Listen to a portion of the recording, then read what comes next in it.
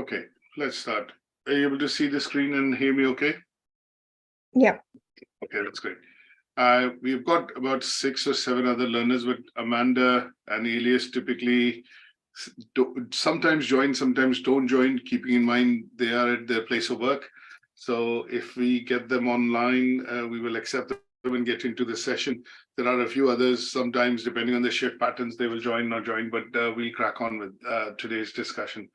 Now, for you, this is going to be the first unit that we're going to be looking at studying. And for some of the others, obviously, because there is no particular order in which these units need to be studied. So some of them would be studying this as the second unit, third unit. Maybe some of them are studying it as the last unit to complete the course. This particular unit that we look at, what I've opened up now, what you see on the screen is primarily going to be what is called the unit specification.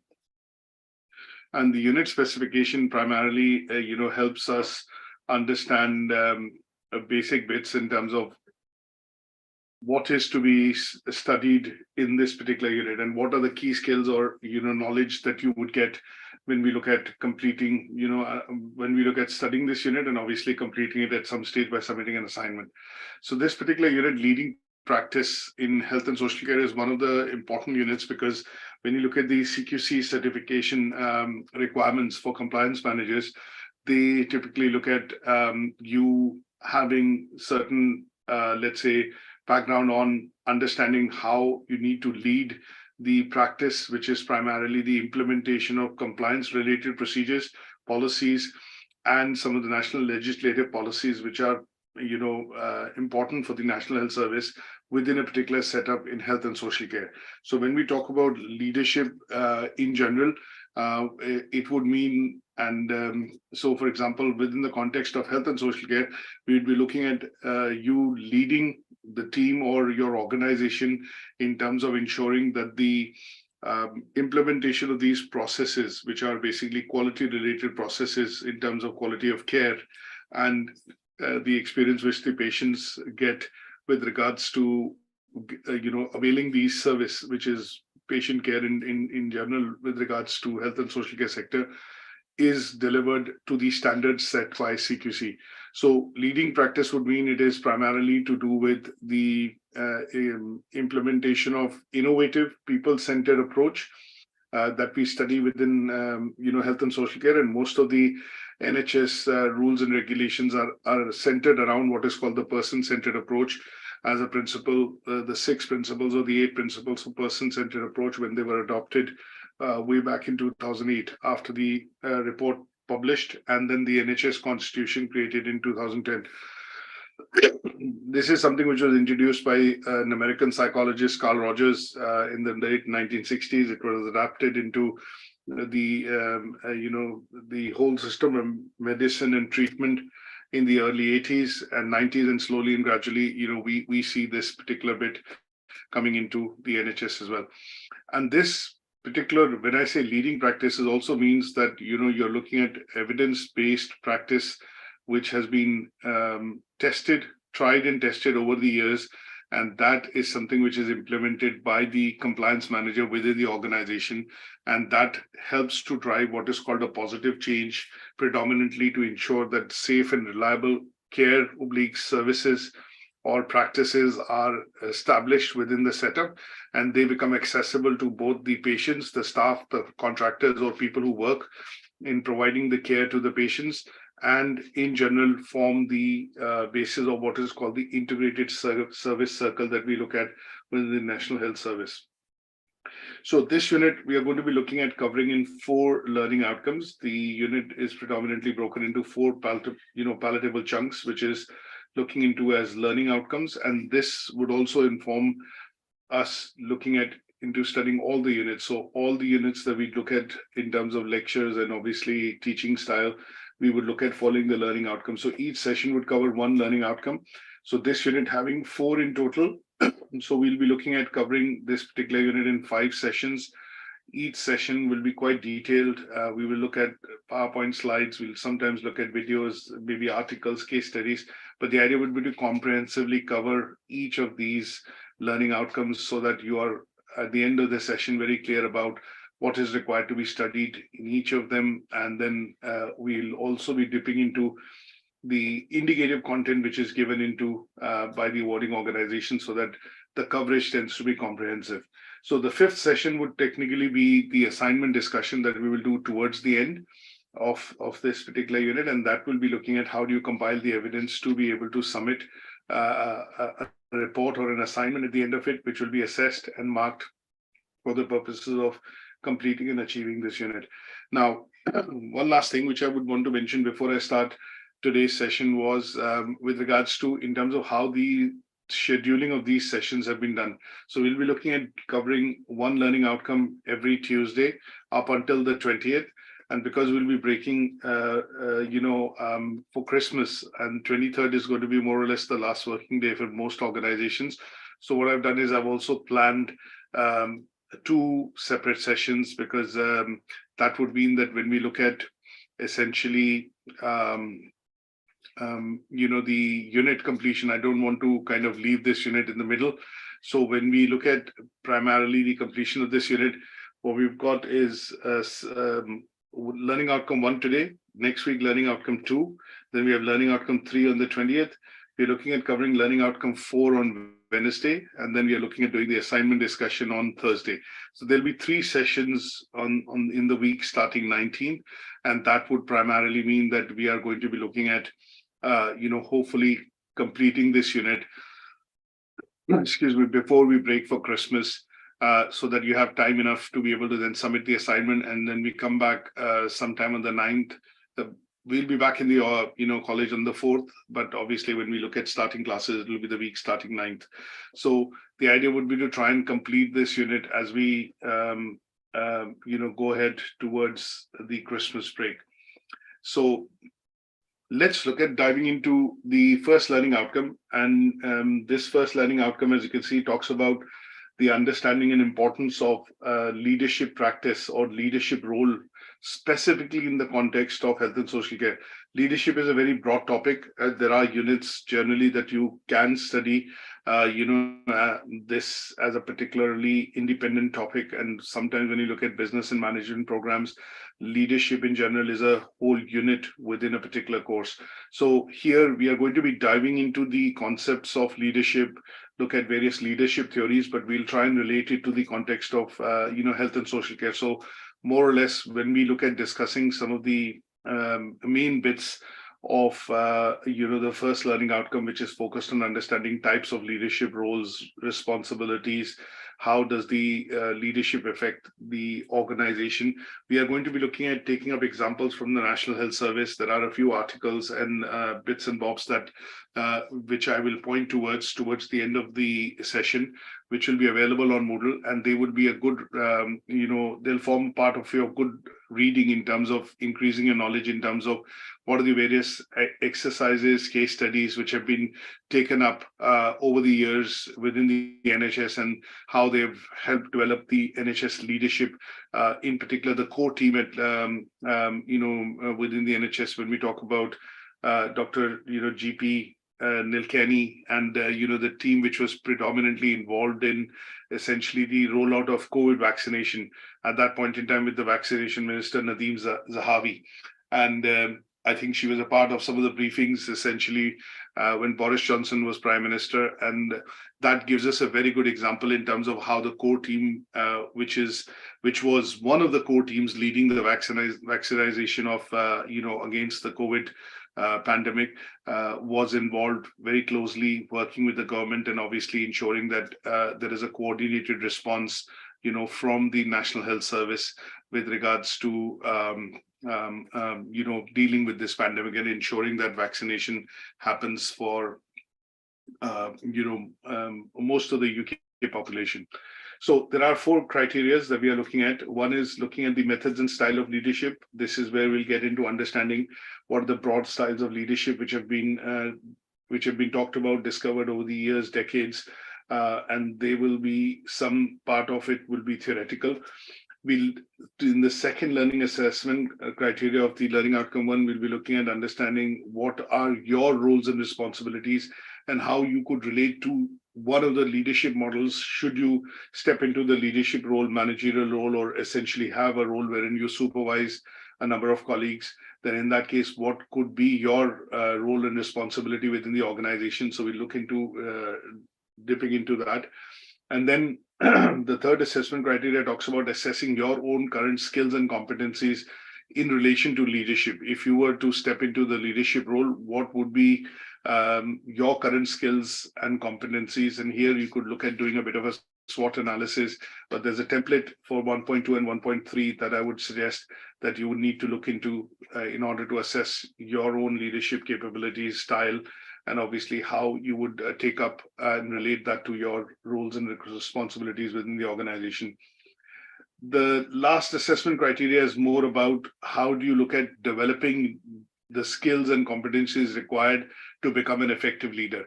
And this could be looking into it from a perspective of something that you need now, in 3 months, in 6 months, in 2 years, in 3 years, and from a point of view of long run. And this would be again something which is a template that I have, which I'll provide, and this will be related to the fact that you are looking at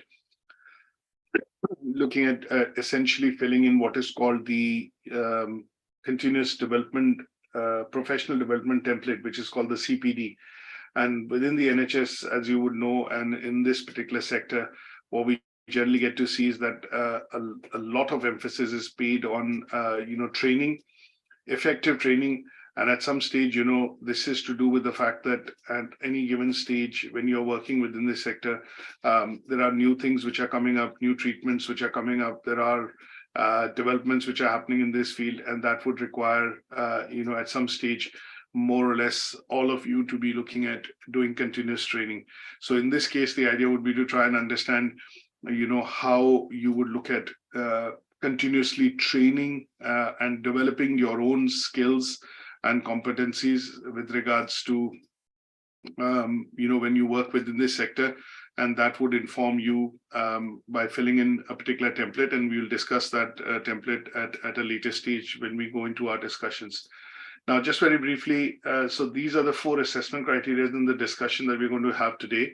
Just very briefly, taking you over to Moodle, wherein what I've done is primarily just quickly populated the Moodle with regards to the discussion that we are having today. So you would be able to access this unit now on Moodle. And what you'll also be able to see is that there are bits and pieces that I've uploaded. So there is a unit specification, which is here, which is what I've shown you earlier. And we'll be using this throughout the discussion of the unit. There's an assignment brief that we will discuss towards the end.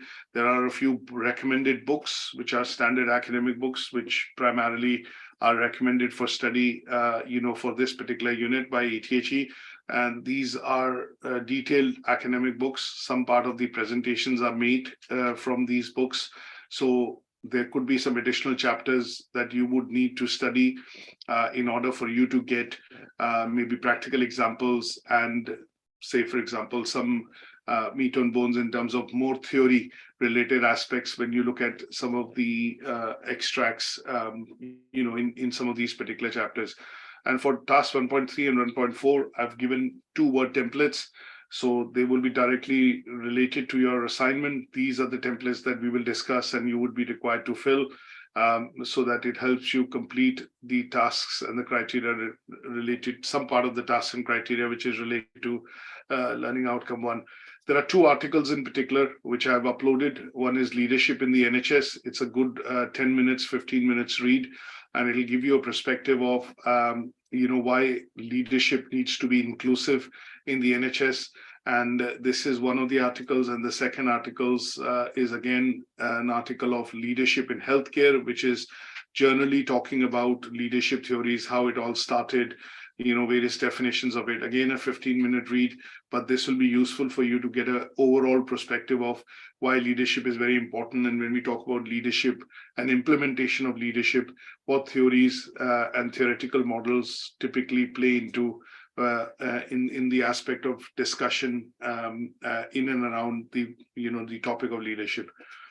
Now, so that's all up on Moodle. You should be able to access that. Let's get into the presentation that I would want to start off with in terms of a bit of discussion on this. So as I informed earlier, when we talk about the process of leadership and talk about the process of practice in general, we are looking at practice here, which is primarily going to be looking into implementation of some of the key bits of leadership that we show. That means when you lead a particular pack or a group or an organization or a group of employees, you're going to be looking at being innovative. You're going to be looking at being people-centered. You're going to be looking at sharing some of the best practices which are based on your experience of the past, and that would help more or less tackle some of the issues, problems, or gap areas which you generally see within a particular department, organization, or in a particular role. And this particular implementation that you do of certain techniques, using the tools that you have gained over the years in terms of experience, would be essentially informing your practice, because this is something which is evidence-based. This is based on your experience that you have gained over the years of working within the organization, maybe skills and knowledge that you've accumulated both from the academic and training perspective, both vocational and academic, and that would inform that the things that you implement, the things that you suggest within the organization are going to be, helping to build a constructive, let's say, environment in which most people will be able to come in, perform their roles and responsibilities, and obviously that would help in upkeeping some of the standards which are required to be maintained within the organization for providing services. A generic part of it, because of the fact that this leading practice, if I remove the word in health and social care, could be leading practice in a business, in an organization, in a place of work that you work and you have supervisory responsibility. So from a general perspective, you are required to exhibit and obviously perform and then take forward some of the initiatives which will help people following you, or a group following you, or a group that you're responsible for, to be able to work effectively and productively within the organization to deliver objectives. In the context of health and social care, as I mentioned earlier, just very briefly, it is about leading or setting a path which will essentially demonstrate that you are able to get people together behind you. You're able to create a positive, have a positive impact. You have the ability to be able to, get people behind you to follow or help implement a change within the organization. And sometimes when you look at, let's put it this way, sometimes when you look at, in introducing change, the change tends to have a positive aspect to it because everyone has a buy-in into it. And everyone understands that this is being done because there's a process, there's a procedure or a policy or a compliance related aspect which is being put into place, or is a mandatory requirement because of legislation, and that would help deliver reliable service or reliable care, to the patients, and in some cases also integrate with the concept of person-centered care and the integrated plan or care services that we talk about within the National Health Service. Now, when we look at health and social care sector, it's a very broad prospect. You're looking at people working within the NHS, health and social care sector, care homes, nursing homes, associated businesses, which are providing some sort of treatments related to, the National Health Service. And it includes healthcare, mental health care, dealing with people which have disabilities, and whole sorts of, care which is primarily required to be provided to a patient or a client which would be in need of any sort of medical related or health related services, and that would form the health and social care sector under the Department of Health. Now, the main aims of this unit is to understand what is leadership and how can effective leadership be applied within health and social care. Now, the aim of this unit is also to help you develop certain theoretical knowledge about leadership theories and how you would be able to better understand these leadership theories and put them into your place of work or put them into practice as you take up leadership roles within your organization. This is also a unit which is useful, as I mentioned earlier, because it is one of the core units related to the requirements of CQC, the Care Quality Commission, wherein it talks about people who take up the roles of compliance manager or as a registered manager in various healthcare related setups. they need to be able to understand the concept of leadership, how they need to implement and ensure that regulation, legislation, any related law and in requirement, any sort of service which is required by law and legislation to be implemented to provide integrated care, and the person-centered approach within the organizational setup needs to be delivered. And that is the core responsibility of somebody who holds the role or the position of a registered manager, or essentially a compliance manager within an organization. There's a fair bit of indicative content, but the indicative content again is looking at some of the modern leadership theories and traditional styles of theories that we are going to be discussing. And that will nicely lead to, as I mentioned, evaluating our role within the setup or the organization that we work in, looking at doing a skills audit of our current skills and competencies, and at a later stage, looking at identifying using a SWOT, what are the skills and competencies that I need? How do I convert them into what are called SMART targets? And then it'll basically come out with a plan, which is called a career professional development plan, or a PDP, as we call it sometimes, CPD or PDP. A PDP is essentially personal development plan. That means it is a plan which is personal to you, you update it, you review it, and you monitor it. But the moment that plan becomes a plan which is monitored and updated or reviewed, not updated, but reviewed by your manager or your line manager, and that has some shape or form involvement in the form of an organization, then that would mean it is becoming a career professional development plan. So in most places of work, when we look at within the health and social care sector, managers are asked to required to have what is called a CPD, or a career professional development plan, which is a progression plan or basically a development plan for the employee, and that is reviewed as a part of their annual appraisal, and any such trainings, gap areas which are identified are put into that plan, and adequate training is then drafted in so that the employee has the up-to-date skills and is able to efficiently work within the setup or the department and execute the roles and responsibilities expected of them. So this is what we are going to be looking at studying in this particular unit. Now, before I start, just very briefly looking at the concept of leadership. So when we talk about the concept of leadership, we are looking at if I look at the dictionary definition of leadership, it is basically an action of leading a group of people or an organization. So sometimes when we talk about leaders and we talk about managers, there is a subtle difference between leaders and managers. And I don't know how many of us can relate to that difference, but generally when we talk about these differences tend to be related to two fundamental aspects. That when we talk about leaders, they tend to be visionary. They tend to look at things long term. And when we talk about managers, they tend to look at things short term, or in some cases, they look at tasks essentially rather than going into the macro aspect of things, which is, for example, if the organization is being set up currently or is a startup, if you set up a care home, then at some stage, person who is looking into setting up the care home would be considering all the aspects of the business in terms of setting it up. And that person, I would term it as a leader. But once the care home is set up and the setup is actually being operationalized and is starting to work, then at some stage you would need a manager or a person who looks at day-to-day activities or day-to-day tasks to be able to run that efficiently, and that person would be termed as a manager. But somebody who's setting it up would generally be looking at all the aspects of the business in terms of finances, administration, compliance, legislation, any sort of approvals, things like that.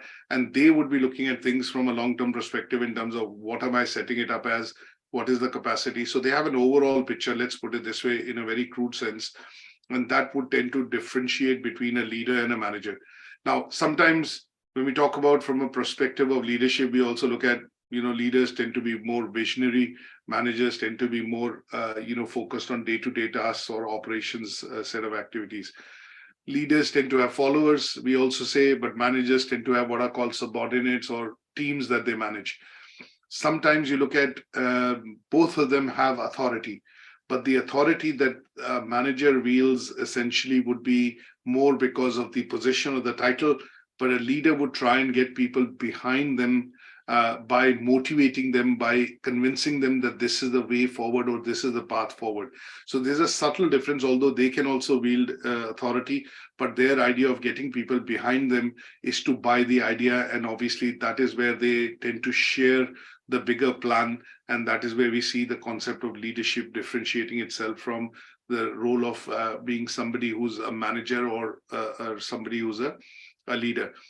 Leadership also looks at a lot of other things, and we have come across this probably in our case of working within the organization, is that sometimes leaders they will ask people to contribute and come up with ideas because they are, let's put it this way, more risk-taking, because they would want to look at getting hold of the best and the brightest ideas and would want to work on it because it might lead to innovation or it might lead to new areas of working. Managers tend to get more ideas, but those ideas are going to be confined to how this work can be done more effectively in a lesser amount of time, in a smaller cost, or maybe in a quicker way to achieve the objective which has been set. So there are lots and lots of different types of matrix and differences tables which are available, but generally here what we want to understand is we are not going to be talking about the managerial aspect of it in this particular unit. It is going to be more focused on the leadership or leaders aspect, which is primarily looking at why people, and how do we differentiate rather than why, how do we differentiate people and put them into the leadership bracket or a silo rather than managerial or a management silo. So here we are going to be looking at how people look at developing people-oriented techniques to be able to get them together, to follow them, to get a broader understanding, to get a consensus, and then do the right things which are required by compliance, by legislation, to be able to implement them within the organization. And that is what creates the ethos of ownership in the roles. And that is the key difference between leadership and, when we talk about leadership and management, or being a leader and a manager.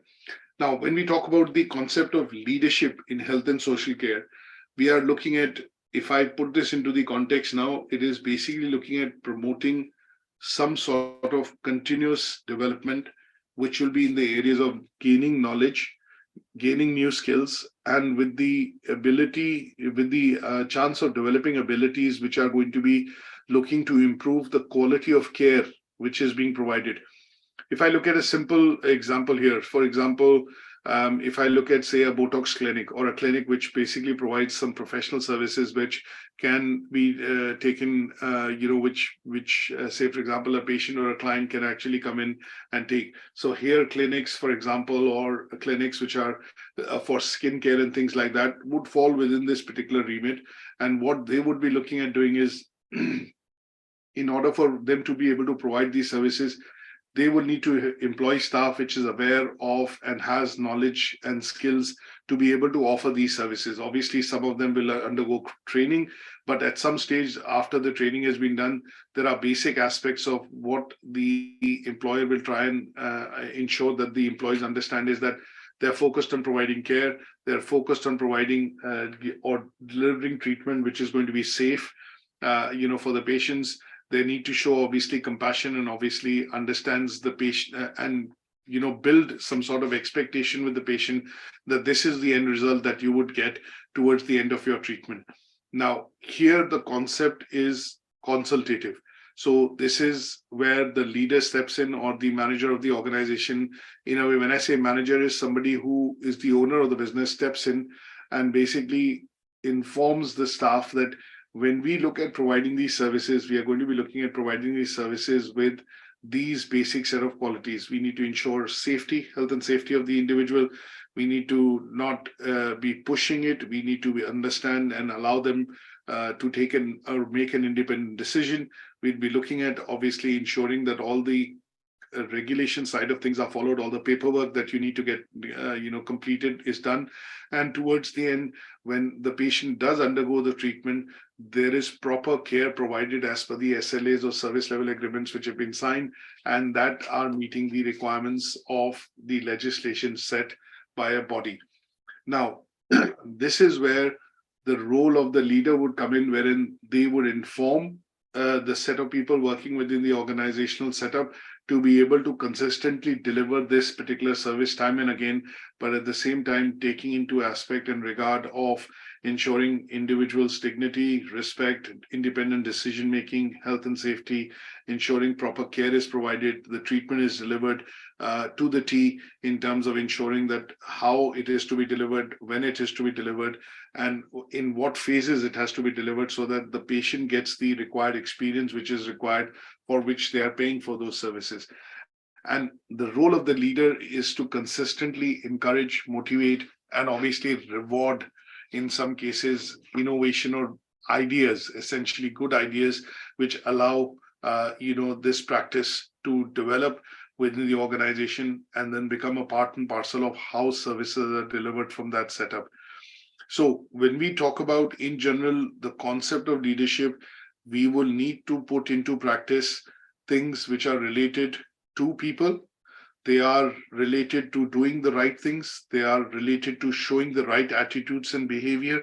And they are also open to listening and empowering the staff who's probably carrying out these services, because you're not going to be carrying out all these services or providing these services. So you're empowering the staff when you are in that leadership position to be able to make independent decisions, things which are right, and then use their intelligence to be able to take those decisions in a way which is going to look at providing the integrated service and create a good experience for the patient without taking risks, and ensuring that all the safety and standards are maintained while this particular process or the procedure is carried out.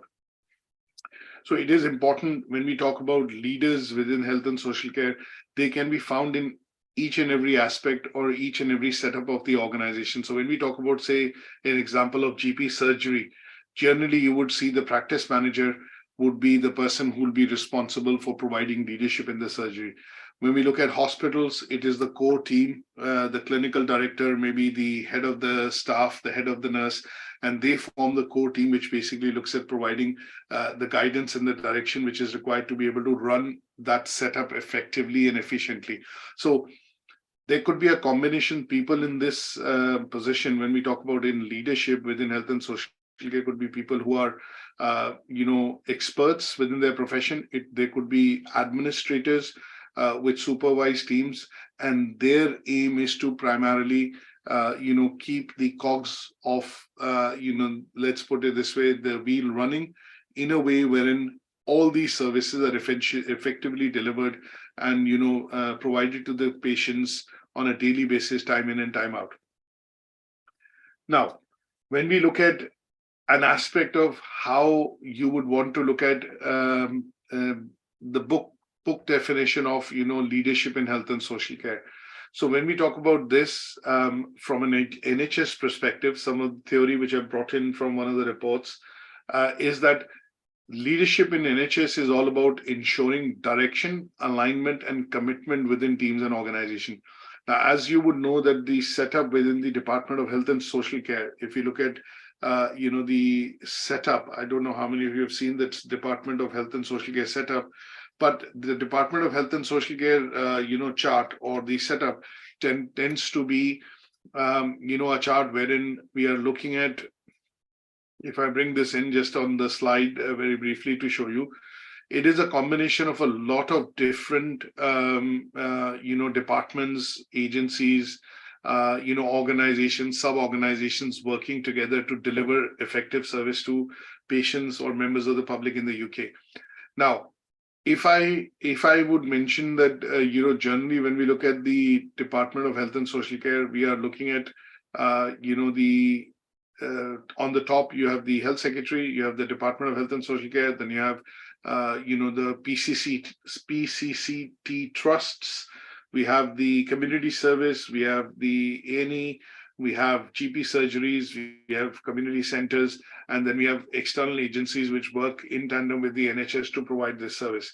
Now, the main aim of providing and having this particular setup is to ensure that members of the public, people in the community, get the care which is required by them to be able to, get well soon, or maybe get better if they are facing, for example, any sort of, if they are ill, for example.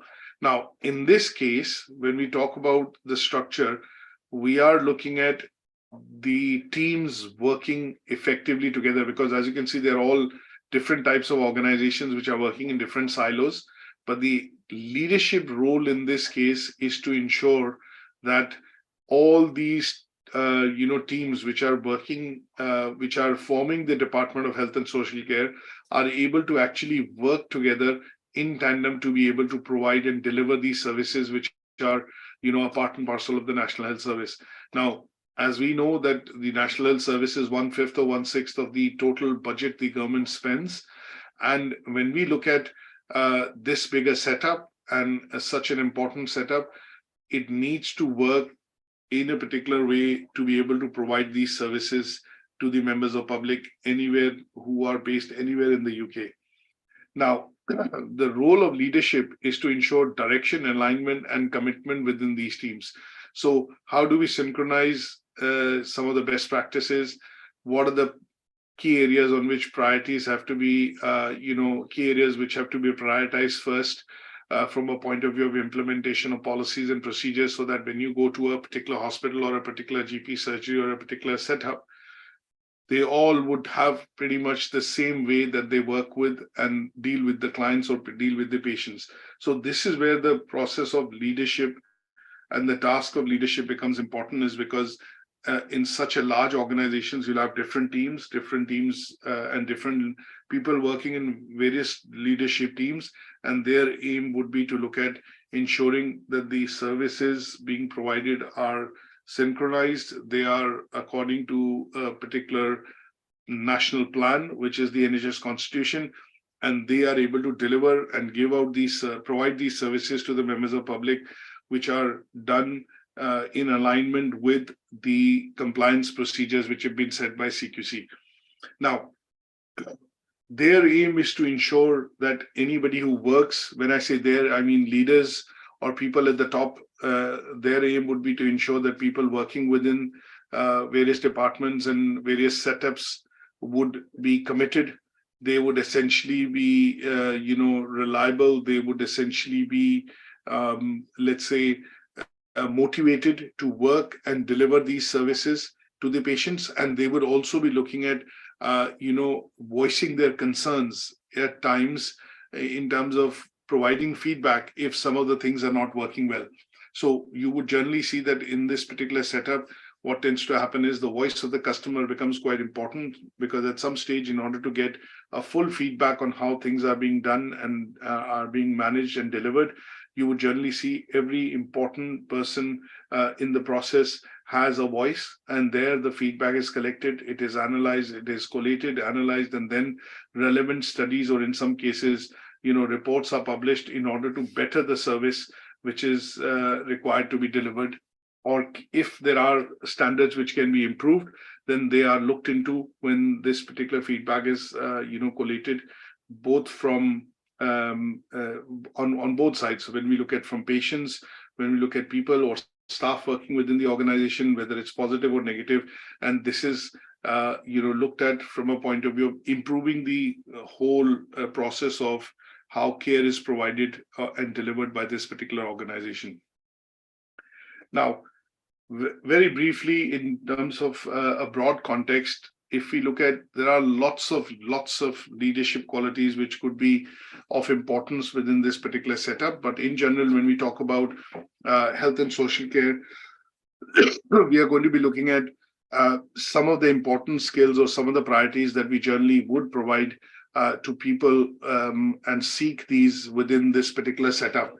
Okay, now this tends to be that when we look at communication, we look at things like trust building, we look at coaching. Leaders tend to be good coaches. They act as, mentors to their colleagues to be able to help develop a capability, or say, for example, a trait which is required for them to step into a particular role. We look at, they are very good at understanding management processes. They know how these processes can be streamlined, can be, put to work or made to use, within a particular situation. They understand the concept of what is called the, process of integrated care, and they have emphasis on what is called people's management.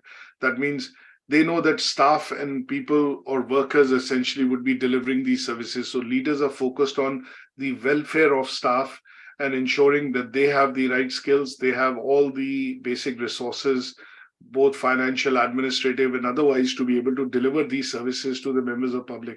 And then we are looking at some of the other features, like they are able to see the big picture, they have resilience, persistence, and obviously are at some stage, one of the key cogs being that they have to be held accountable as well.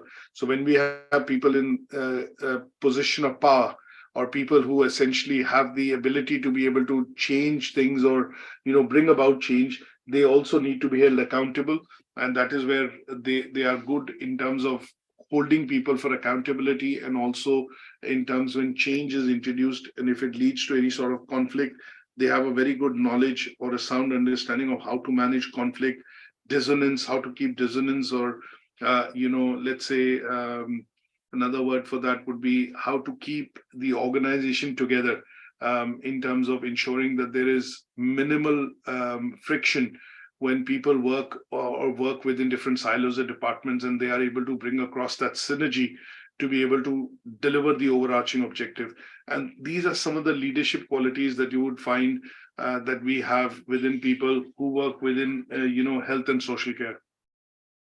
Now, this was a broad understanding in terms of what we mean by leadership, what is it in the context of health and social care. And when we look at some of the NHS reports and the NHS constitution, what is the definition of leadership according to that, and how do we see some of the key traits that we need or see in people essentially when they are in the position wherein they lead an organization or essentially have supervisory responsibility, which would encompass not just people, but encompass financial responsibility, administrative, operational responsibility, and that is where we will differentiate them from being a leader than a manager. Any questions on this so far?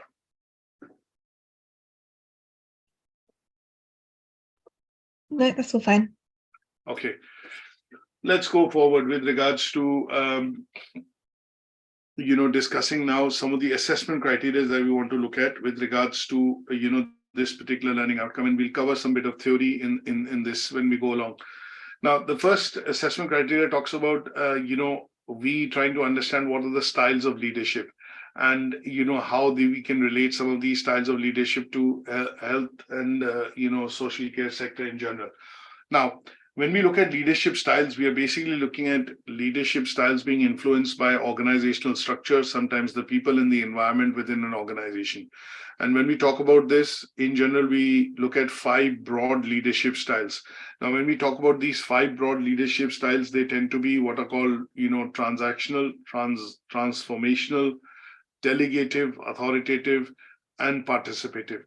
Now, when we talk about leadership style in general, what we are looking at is what are the characteristics and traits, behaviors, attitude, which these people would essentially exhibit if you were in that particular position of being a leader. That means you are the chief executive of an organization, you are the managing director of an organization, or you are somebody who's senior enough to be in the board of the organization or of a company or a particular setup. And they would be people who would comprise, or we would say and talk about that they are in the position of, leading and making decisions, and they would be termed as, leaders in that organization. Now, if we broadly look at some of the individual roles, individual styles, of leadership, first of all, we'll start with transformational. Now, when we look at the word, transformational in general, what we are looking at is that we are talking about essentially people which are going to be able to bring about innovation in their role. or when they are introduced into the organization or given the helm of leading the organization, they would generally come in and change the direction or change the course of the direction of where the organization is headed. And that is why the role is generally termed as one of the styles is generally termed as transformational. So here, what they are looking at doing is they are transforming, or they are concerned about how things can be transformed by introducing changes into the organization, which will either make the organization much more lean, mean, effective, it will make it much more efficient, much more productive, or it will start, they will look at this particular style because they would want to align some of the processes within the organization to be able to start delivering the goals and objectives which have been set for the reason why these processes have essentially been created in the first instance. So this style of leadership tends to be mostly effective in organizations wherein you're looking at bringing about a change. And this change tends to be transformational because it will move the organization from the past into the future, change the course of direction of the organization from past, wherein it is maybe losing money or losing losing its customers, or in some cases, it is having a dampening effect on its reputation. And the idea would be to transform it by introducing processes, best practices, and changing the course of the direction of the organization, which will, help it meet some of the objectives which are, more in line with today's time.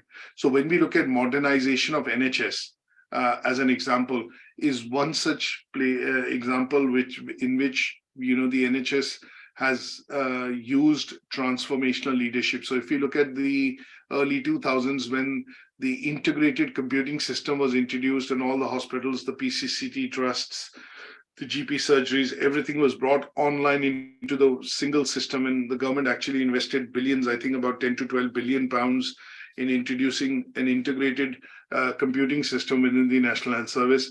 That was more or less an example of transformational leadership because electronic patient records were required to be kept.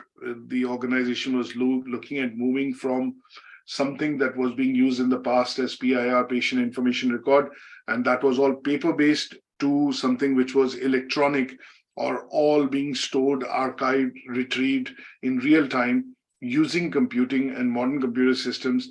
And this particular process, when somebody introduced that into the organization, is an example that I would say would be of transformational leadership. So you've taken the NHS from one direction into the other, and thereby streamline the organization in terms of how records are maintained, retrieved, and how data then can be processed or retrieved in real time.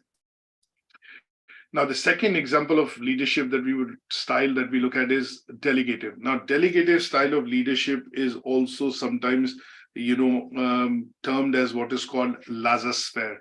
Now, I don't know if you've heard the word laissez-faire. This is a French word, and it basically means that here the person who's in the leadership position leaves the things to take its own course. That means they would leave this particular, so any form of decision making which has to be done within the organization to its team or to the members within the teams. And this is a very least intrusive type of leadership, because it literally means that you basically kind of absolve or give up your responsibility of making decisions, because you feel that the team that you work with and the employees or staff that you work with are highly capable, highly motivated, and they're experienced, and they know what kind of decisions are needed to be taken in order to move things forward, in order to deliver care, or in order to ensure that compliance and regulation and legislation is met in a particular setup. So here the people in this position are essentially relying on their employees to do their jobs, and generally you would see this style of leadership being implemented in an organization wherein employees have high capability and they have been with the organization for long. There is a sense of loyalty within the employees, and they have a very good understanding of their roles and responsibilities. And that is where here the leaders feel that we do not need to infringe or basically impose any sort of decision making as a process. Decision making will happen because they have competent team members within the organization, and each of these team members or people or staff or employees within the organization would be able to take and arrive at the correct decisions because they have motivation, they have the right skills, they are knowledgeable employees, and they have the academic and vocational experience to be able to make such decisions when situations do arise wherein it is required for them to take a decision or essentially, make a decision in the aspect of ensuring that, things are not compromised and they are delivered or adhered to in terms of compliance and policy. Now, you would see this particular form of delegative leadership working within surgeries. If I put it this way, each GP, practice nurse, clinical nurse, people in the administration, reception, they clearly know their responsibilities. They don't need to be handheld to say that you need to do this or you need to do that. They know their roles and responsibilities very clearly. They know what is the ins and out, where their job starts and stops. And to a certain aspect, when you see this organization or a surgery running or a business within a health and social care running very efficiently, you can make out that this is a good example of delegative style of leadership, because the person at the front desk, the person, the nurse, maybe in the clinical nurse, maybe in the back, the GPs who are daily seeing maybe the surgeries and the appointments with patients, they know clearly what role they have to perform, what is expected of their role, and that is why this would be a good example of delegative leadership. When we talk about authoritative leadership, here we are looking at two aspects of it. One is authoritarian style of leadership. That means something that you see in the army, for example, or in smaller organizations wherein the owner would also be the managing director, would also be the financial controller, and there the decision making is all dovetailed into one particular person. So sometimes that becomes an authoritarian style of leadership in an organization, because decision making is centered in only one person or a few persons within the organization. When we look at small businesses, micro businesses, and small medium enterprises. But when we look at large businesses or large setups like the National Health Service, here the authoritative style of leadership would generally be referred to as what is called visionary. So this is where what will happen is that the people in the top positions are always looking at developing people who are working with them, because what they want to do is they want to absolve their responsibility or absolve too much responsibility and distribute them into, let's put it this way, individuals who are capable of taking decisions or capable of stepping up to take decisions when it is required. So here the concept is more or less a concept of what is called follow me approach. You set the best standards, and then people that you act as mentors for, coaches for, are able to take up those standards, and they can then implement them in similar situations when they are faced. So the idea here is to look at creating what is called best practices and encouraging people to be able to step into making the decision by following and adopting some of the best practices within the organization. Here, this particular style of leadership tends to be a style wherein you are looking at motivating your staff, you're looking at inspiring your people or employees which you're responsible for. You are obviously at at regular intervals taking feedback. It's a two-way process wherein the idea is to look at accomplishing goals and objectives, and at the end of it, this particular style of leadership is heavily dependent on making sure that the people and the staff which work together are working as an effective unit or as a team, wherein the idea is to achieve the overall goal for the organization as against individual objectives, for the purposes of, say, for example, your own individual roles and responsibilities. So the style of leadership is mostly seen in places wherein it's a large setup. There are lots and lots of roles and responsibilities, and it is important for the organization as a whole to be able to deliver them. They need to work together as very closely knit unit or a team, and this is where the development of best practices tends to happen, wherein the follow me approach, the me too approach, the replication of some of the best practices is done in order to make sure that the decisions within the organization are successful. The next one that we look at is transactional. Now, transactional form of leadership generally tends to be a leadership or a style which is more or less related to, managing things or managing operations or managing tasks. And it is based on what is called the carrot and stick approach. So when we talk about transactional style of leadership, you would generally see here people who are in this particular position wherein they manage a setup or a number of employees, or say, for example, a particular business, they would, value somebody in the system who understands order and structure. They are likely to be,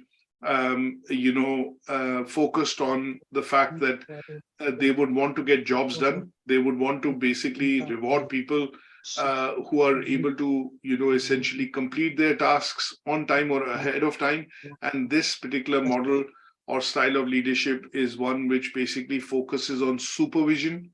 It focuses on performance of the individual within the organization or a setup.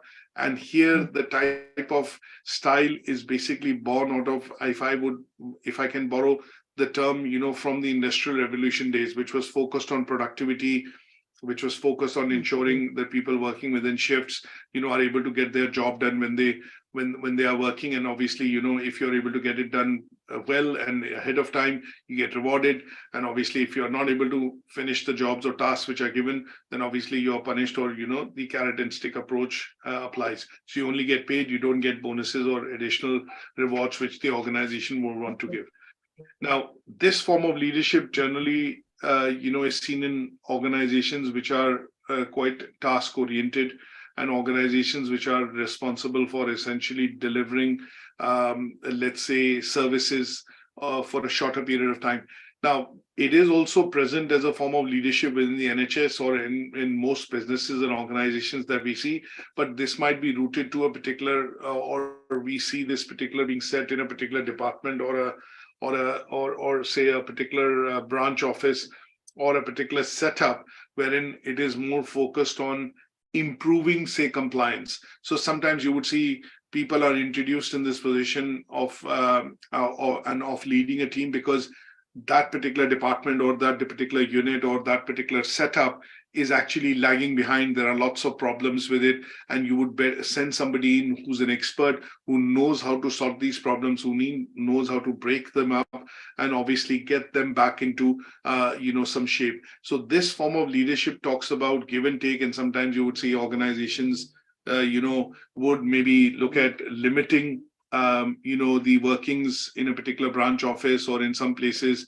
essentially look at laying off employee staff because they feel that they are not competent enough. And in those cases, what the organization is looking at is primarily making a clean start, or making a fresh start rather.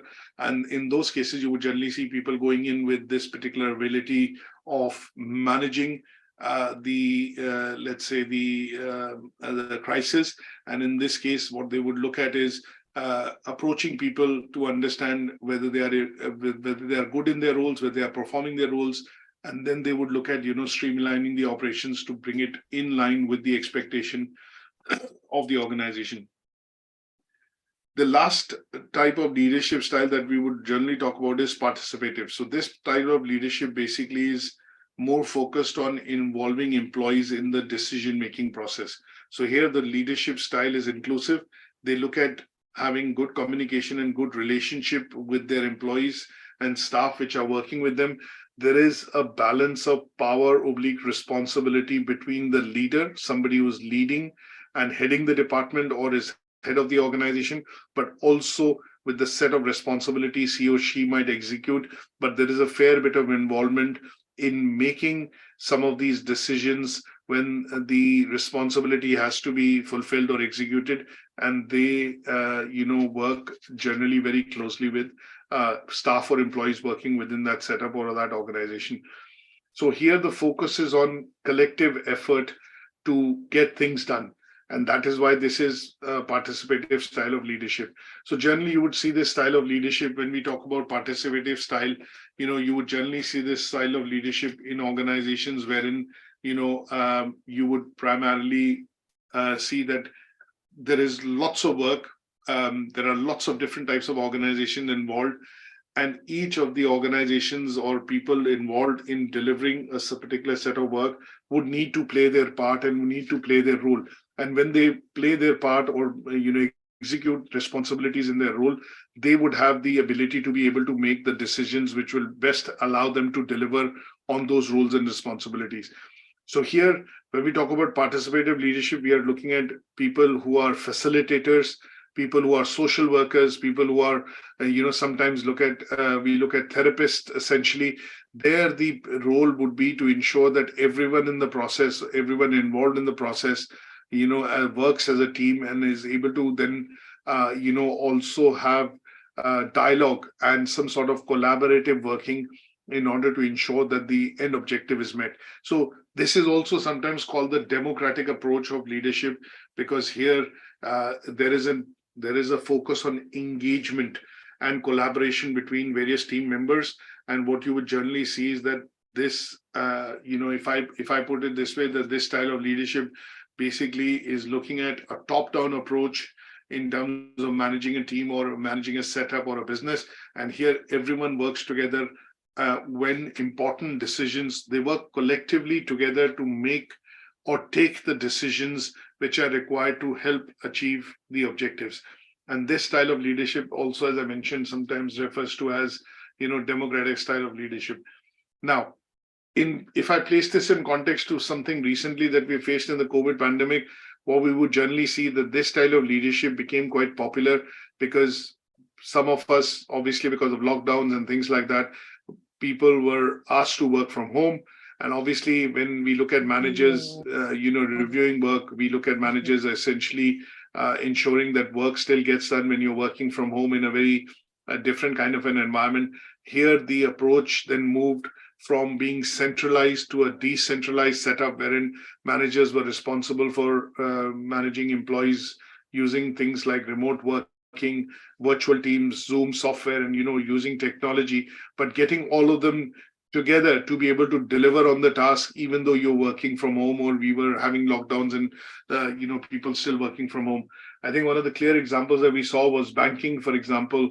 I don't know how many of you recall, but if at any stage you called your bank, you were having employees at different banks picking up your calls and obviously supporting you through the process when they were working from home. So in this case, if you look at the style of leadership which managers had to or leaders had to implement, essentially was participative style, because this style was more favored with everyone working together to ensure that services were provided, and also in this case the problems were addressed, but making sure that managers did not press, or when I say managers here, I would say leaders took that decision that let's look at remote working rather than suspending services or outsourcing them. And then it was a case of managing it to ensure that these services were then provided remotely to customers, irrespective of the fact wherever you are calling the bank from. Any questions on this so far? Any questions on what we've discussed so far?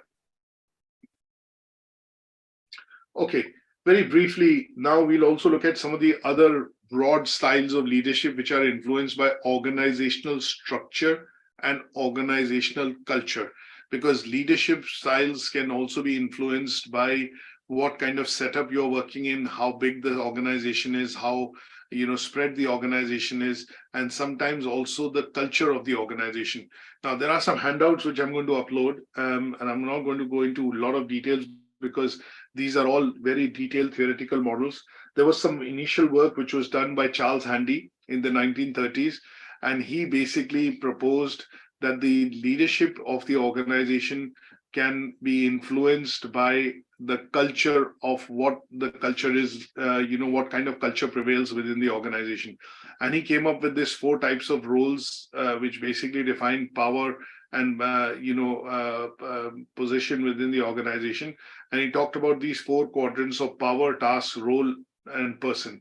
And obviously, when you look at a power culture, what kind of leadership style would work? When you have a role culture, what kind of leadership style would work? When you have a task culture, and then you have a person culture, and what kind of style would work? So he came up with these 4 different styles, which were essentially called the Charles Handy, styles of leadership.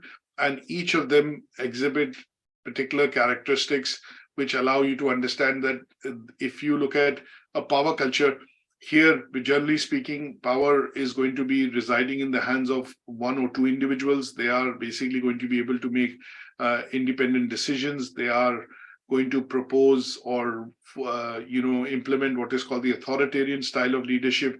And because they have the ability to be able to make decisions, they do not believe in delegating this decision-making power.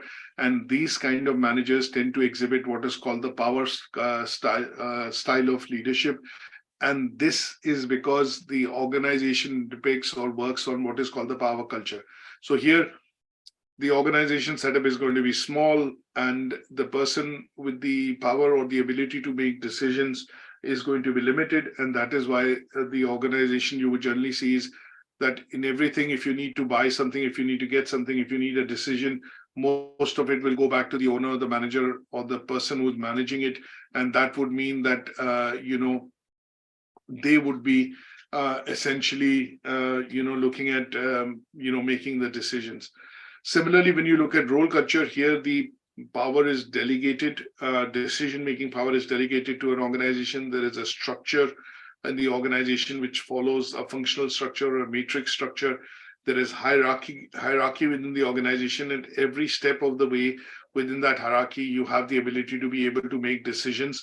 And that is what kind of looks at, defining what is called role culture. Then we have task culture.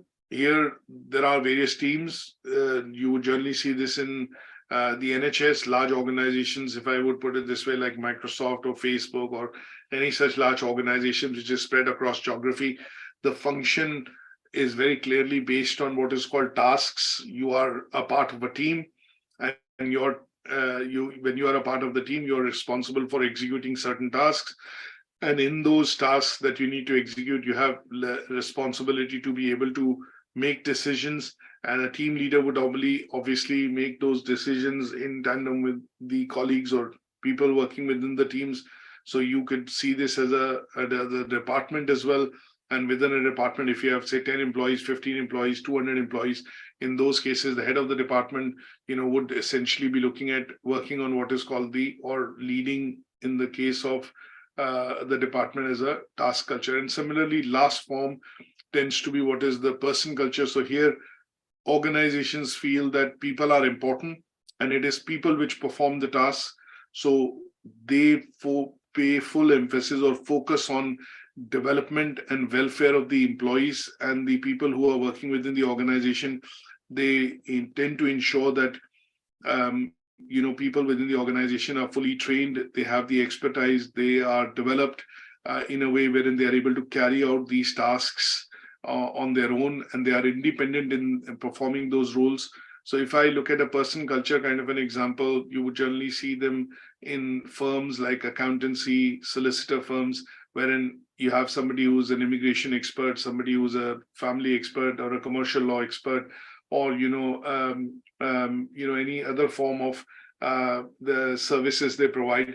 You look at clinics, for example, or you look at GP surgeries, you look at A&Es, you look at other places wherein you have consultants, and there are different types of consultants who would be providing, services within a particular sector, and they would then exhibit what is called person culture, because here the people who are empowered because of the experience and knowledge they have, and the emphasis by the organization is to ensure that all people working within the organization are able to,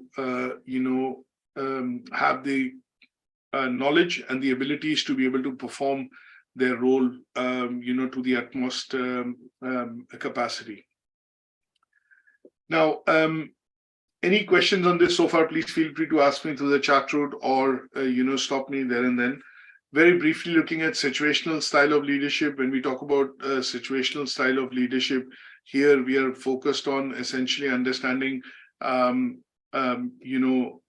this was initially proposed by two scientists, Kenneth Blanchard and Paul Hershey, and they basically came up with a matrix wherein they said that leadership is a process, and sometimes this process within the organization shows different, let's say, it moves and it shows, let's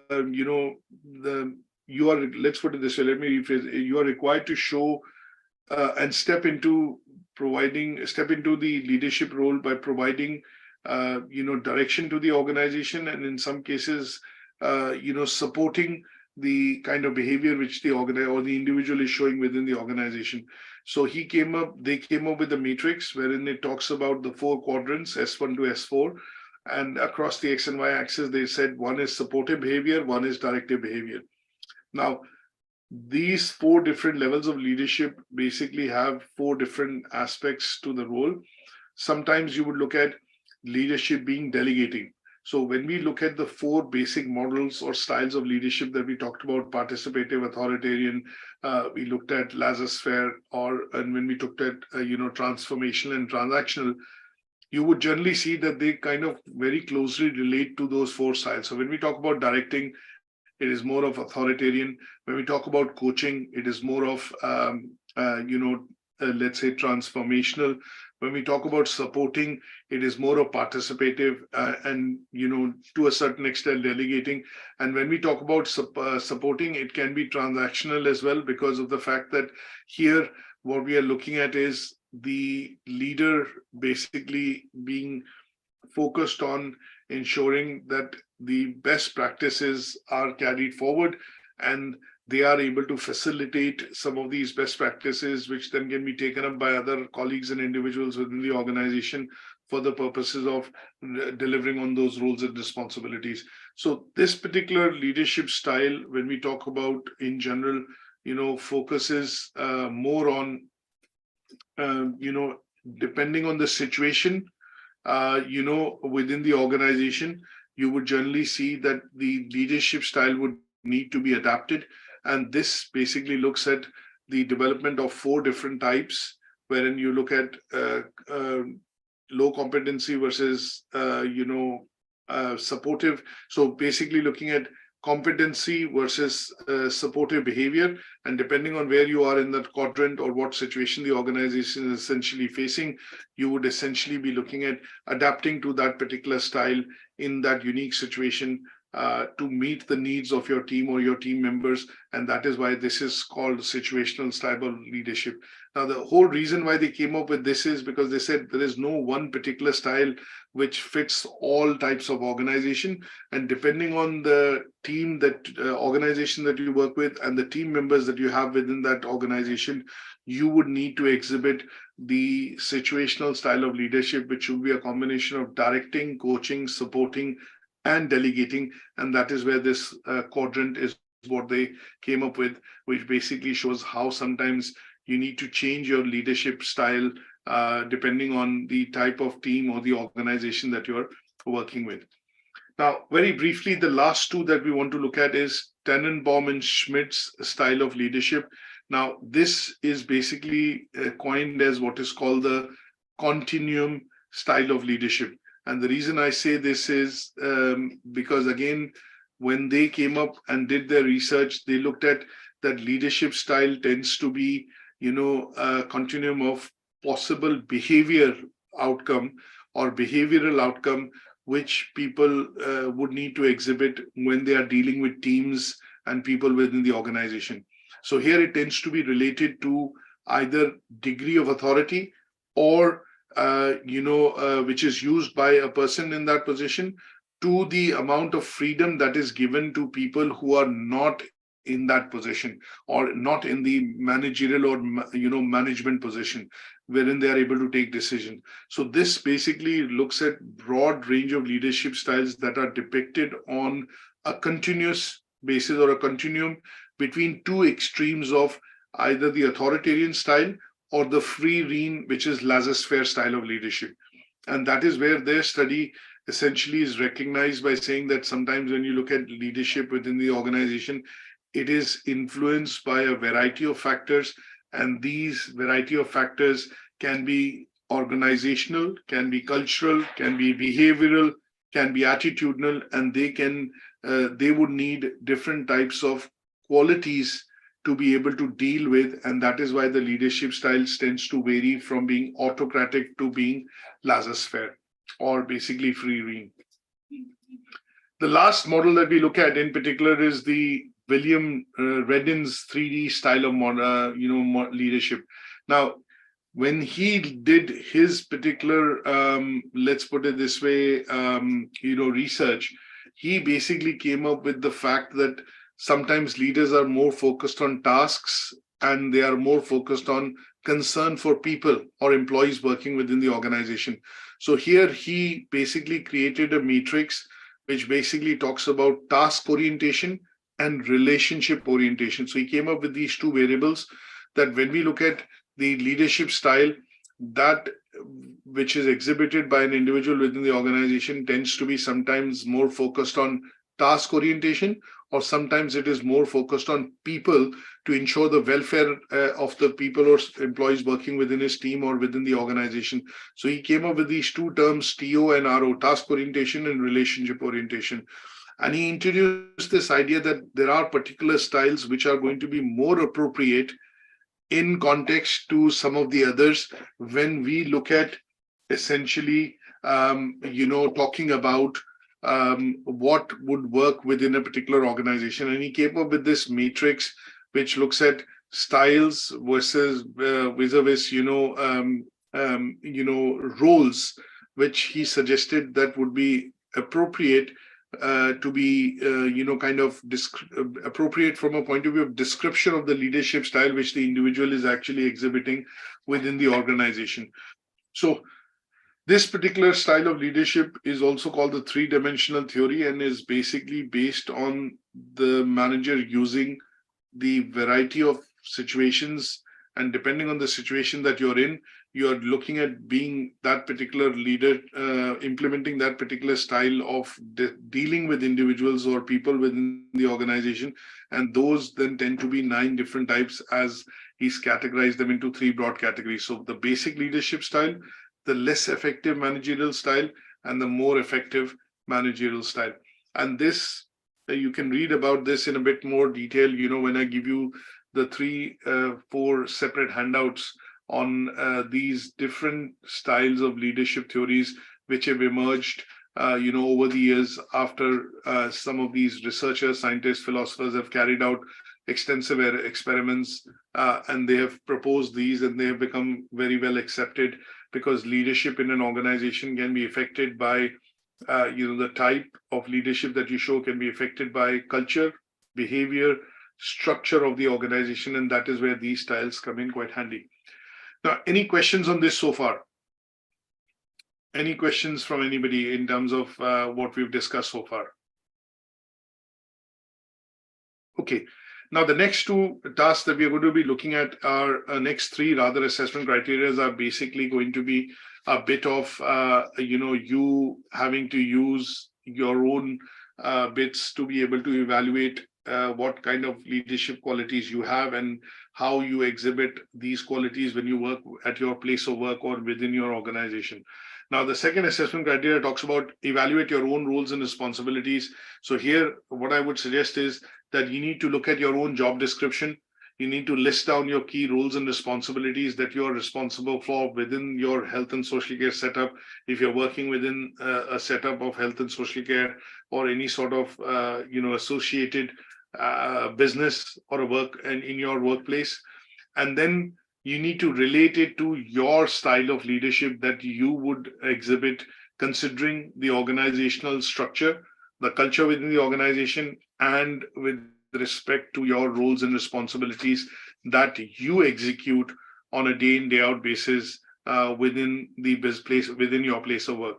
And this would help you understand your own roles and responsibilities and relate it to the theoretical models that we've discussed with regards to this particular assessment criteria. Now, generally speaking, if I put it this way, that when you look at roles and responsibilities of health and social within the context of health and social care, we are looking at roles and responsibilities that you execute either as care workers, healthcare workers or staff, or when you're working within a particular setup wherein you're responsible for delivery of a particular part of the service being given to a patient or a client.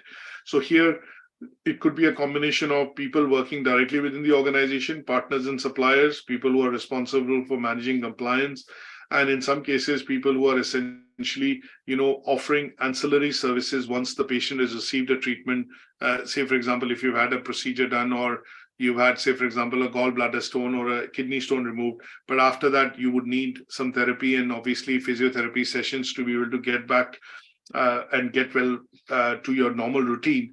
That is where you would look at, your roles and responsibilities, what you play, and then, essentially it completes that part in terms of that service being provided to the customer. Now, some of the key roles and responsibilities that I think would be a part and parcel of most of the job descriptions within this particular sector would be that you have a very good understanding of what is expected of you in your contract of employment. You are also going to be looking at, understanding how do you look at certain policies and procedures, things like equality policy, discrimination policy, health and safety policy, looking at, disability policy. How do you look at keeping information confidential, data protection policy, or GDPR as we call it? How are you going to be looking at performing your job to the highest standards in terms of, do you have adequate training? Have you got the adequate knowledge? Has the employer enabled you with adequate equipment, training, knowledge to be able to operate some of the bits that you do in your day in, day out basis to deliver those services? You're also going to be looking at your role if you're externally facing within the organization in terms of dealing with, patients, or dealing with members of family members of the patient, or in some cases providing counseling services. Then what is the remit of your job role? And in those cases, do you understand where and what you can advise on and what you cannot advise on, and what basically looks at the person-centered approach wherein you have to respect the dignity of the individual, respect and ensure that independent decision making is done. You are able to then respect the culture and traditions from which the patient comes from in terms of background, and also not place or discriminate on the basis of the culture and background the patient comes from, or the person comes from, and they would be a part and parcel in terms of your accountability and responsibility when you execute and work within that particular role. And then one of the key things that you will also be looking at is also ensuring that how information is kept confidential, how information is not passed on to individuals which do not have access to it or do not need that information, and it is maintained from a point of view of ensuring data protection and also ensuring that it is securely stored. And if you have access to it, then you only access that information when it is required, and you understand the legal ramifications of things like data leak or data breach when it tends to happen when you work within your role. So they would tend to inform you of your roles and responsibilities and what are the practices that you need to maintain when you execute and deliver on your roles within that within a particular setup. Any questions on this? Let me know. There is this particular task would look at you pulling out your job description and then looking at bulleting a few key roles and responsibilities that you do on a day in, day out basis, and relate it to how these are important in you helping your workplace, your roles and responsibilities, helping your workplace to execute things which are required to be completed as goals and objectives, either during the day or in the course of the week or during the course of the month when you deliver these services to patients and clients. The next assessment criteria focuses on assessing your current skills and competencies. Now, here is where I would, look at sharing with you a particular template. And this particular template that I want to share with you is a template which essentially would allow you to look at evaluating your skills and competencies against your role and your organizational skills and from a point of view of your organization requirements.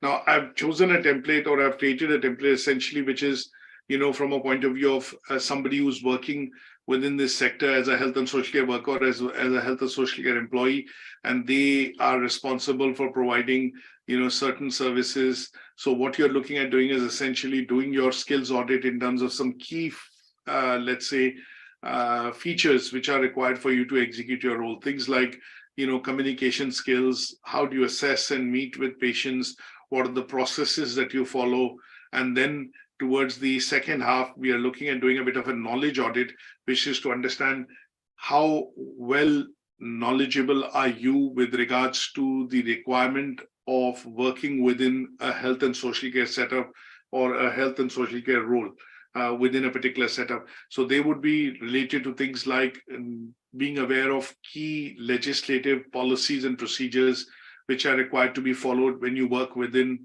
a particular HSC setup or a health and social care setup. So things like, aware of legislation, compliance, safeguarding, data protection, looking at prevent, basic bits of laws and legislations, things like the Mental Health Act of 2012, the Health and Social Care Act of 2008, looking at data protection, Freedom of Information, Act. So some of the acts and legislation that you need to be aware of, which is a bit more than the basic required when you are directly responsible and working within the organization from a point of view of, providing some of these services. And this template, if you fill, would essentially help you understand your skills and competencies. Now, I would expect that you are not going to, in some cases, this might not apply to all situations. So you might want to, look at creating a table of this sort. And in this, basically looking at your skills and competencies. The skills are things that you essentially would, have, which are required for you to perform, let's say a particular role. So when we talk about skills in terms of, care, we are looking at basically the 6 C's of care which are required. And that would mean that you are aware of, things which are required for you to work as a health and social care worker, or somebody who's looking at working within the health and social care setup and is aware of the 7 C's or the 6 C's of, care which are required. So things like choice, dignity, independence, privacy, respect, rights, safety, inclusion, equality, and maintaining confidentiality. So these are the bits that you would need to, look at having in terms of working within, care. So somebody who's working within this particular setup will also need to have things about in terms of knowledge. So when we talk about, competence that you need to have in terms of health and social care, is basically going to be knowledge. That means you have the ability to be able to understand and then interpret an individual's health and social care needs. And that is where it will differentiate your skills from what you need to have as knowledge, which will be your competence to be able to deliver in that particular role. So when we talk about competence, it is going to be a combination of your training, your skills, your experience, and the knowledge that you've gained either by trainings or academic knowledge by studying a particular course or undertaking a particular course, and they would be termed as competence or knowledge related skills. So the idea here would be to look at a matrix or a table essentially, which will allow you to assess your own skills and competencies with regards to your role in the organization. So if I take you back to the presentation, again, this is a template which I've shared, which is going to be, which is up on Moodle. And this template should allow you to then fill it up. If you need to modify this template, change some of the rows and columns, feel free to do that, because this you need to contextualize it and, relate it to your own role within the organization that you execute. And that is where it will be useful for you to assessing your own skills and competence as far as this is concerned. Now, last but not the least, the last criteria is talking about developing plans to identify opportunities to meet current and future needs. So this is where I would suggest that we need to follow a template called a personal development plan or a career professional development plan. And this particular planned template is essentially looking at once you've done your skills audit in previous task 1.3, what you need to be able to do is then the skills that you need at the place of work but do not have are going to be put into a bit of a plan here so that you can go ahead and develop these skills either by training, by mentoring, by using the process of coaching, or attending, say, for example, a training seminar or a course, and they would allow you to gain that particular skill. And with that skill being there, with the knowledge that you've gained from that skill, you would be able to put it into work or put it into your place of work, and that would essentially help you, meet requirements of your role either today or in the near future. So an example is that when you look at health and safety training, which is somebody who's a fire marshal or a first aider within an organization, you would need to do a yearly training to keep yourself abreast of some of the activities which are required to be executed should the need arise for you to provide first aid, or if you're a fire marshal, or in some cases, if you are a data protection officer, DPO, you are required to know about the GDPR or data compliance side of things for data protection in terms of patient records. Now, people in the front desk within a particular setup would need to have this qualification of, let's say, data protection. If they are the nominated or the designated data protection officer, then somebody who visits your website, for example, your website captures a certain amount of information, they can write to the DPO in the organization to say, could you remove my information? Because under the GDPR guidelines, a person can write to an organization to and request for removal of data should they feel that this is invading or not meeting their privacy guidelines. So in those kind of things, if you do not have the knowledge of, for example, what is GDPR and what is data protection and how it works within your setup, somebody in the organization will be nominated. You would undergo a bit of a DRACE training course, understand what are the requirements, what are the legislation, how it needs to be maintained, what are the key roles or responsibilities that you need to execute. And once you have that done that training, then you have that skill to be able to understand what is data protection, how data is maintained, how data is stored, how data is retrieved. Then that would allow you to perform your role should you be nominated as a DPO or a data protection officer. And then if somebody requests, then you are able to have that competency to be able to respond to that email query from the client, from the customer. And that would help in developing an opportunity for you to have a skill which may be required by you or by your employer in the present time or in the near future. And this is primarily going to be an example of what you would need to complete in what is called the development of an identification of opportunities that meet your current and future role. And this is a part of your, what we use as a template, which I want to also show you. And that template is going to be, which is on the screen in any case, but I will include a Word document which you can download and then fill it up after you've done your skills audit in, the task 1.3. Now, sometimes one other bit which I'll add in this particular template is we don't want to be adding goals which are going to be quite, large goals or areas which are going to take months and years to accomplish. So what we want to do is follow something called a SMART target template. And this SMART target template tends to be something which is an acronym for S stands for specific task, M for measurable, A for achievable, R for realistic, and T for time bound. So if I want to look at that, I want to start, say, for example, a literal example that I've taken here is that I want to improve my Harvard referencing skill for writing my own assignments. Then if I have not used Harvard referencing before, then this is a task that I'm going to set for myself as a plan in my personal development plan. And this is going to follow what is called a SMART or a smarter target template. So here, my specific task is I want to understand what is Harvard referencing. I don't want to understand referencing in general. There are 8-9 different types of referencing systems in the world, but in the UK, we follow Harvard referencing, which is author date style referencing. So my very specific task that I want to achieve is using the SMART template is I want to understand what is Harvard referencing, and I want to be able to do it successfully when I write my assignment. Now, is it measurable? Yes. There are certain activities that you will undertake to understand what is Harvard referencing and build those skills. It could be using a presentation, a video. It could be looking at paraphrasing, in-text referencing, use of direct quotes. And these are the three activities that you need to master, and they are measurable. Because if you're able to understand what is direct quotes, what is in-text referencing, and what is paraphrasing, you would master the skills of understanding how to do referencing using Harvard method. Now, is it achievable? Yes. You're going to put some targets down that I'm going to do reading on Harvard referencing presentations for a week, maybe watch 1 or 2 videos, read and see how referencing can be done for 1 author, 2 authors, 3 authors, multiple authors. And you would set a time frame that I would be able to do this in about 2 or 3 weeks, complete these set of activities, and they are achievable in 2 or 3 weeks. And that is why this task would become achievable. Now, is it realistic? Yes, it is realistic, because you're going to put some resources down.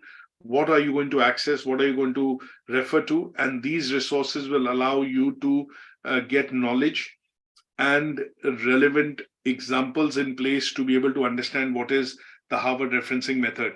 And then, because you're putting a timeline next to it, which is I'm going to master this in 2 weeks or 4 weeks time, that is where it is time bound, that you're setting a target which you are going to achieve in a particular time frame. And that is why it is going to be something that you can say that I can tick this off as a box of as a box, or as a as a tick. You will tick this off essentially because this is a task that you've completed in the planning that you put for your personal development. And that is where we will use this template of what is called SMART targets. So I put a blank template in the slide for essentially looking at using this. So should you start developing something for your personal development plan for task 1.4, the idea would be to try and use the SMART templates to say why you're doing this, how you're doing this, in how long you will do this, what are the activities you will take to do this, and then why, what time you will be able to achieve this. And that is where this particular SMART and smarter targets would come in. So that is what brings us to the end of the discussion for the first learning outcome. And this first learning outcome was a bit more comprehensive, keeping in mind there are a number of assessment criteria, and some of them require you to do your own, let's say, personal audit of skills and competencies. And I hope this session has been useful from a point of view of developing that or building that understanding on the first learning outcome. So we'll catch up next week. If there are any questions, I'm happy to take. But if you think that you need anything in terms of any queries that you have, you can also drop me an email. But if you have any questions and queries, I'll be happy to take it now. Should you need to ask, please go ahead.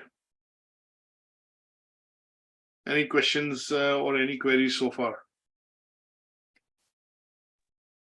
No, that's all fine. Thank you. All right. Okay, that's great. So I'm going to try and end this session now, and we are going to meet up next week to discuss learning outcome 2. And that is what we will, dwell on with regards to looking at developing and, strategies, and how do we look at managing some of the, key bits in terms of legislation with regards to a health and social care setup. So a copy of this presentation would be available, on Moodle, and the recording of this session will be available on our YouTube channel.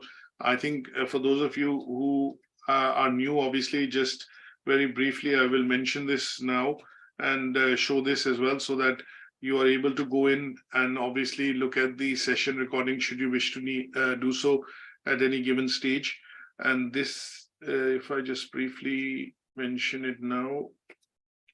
So the best way to find our YouTube channel is go on to youtube.com and type /UK Versity Online, all one word. As you can see, this particular session is being broadcasted live. So there's a bit of an echo that you will hear because as of now is going live to the YouTube.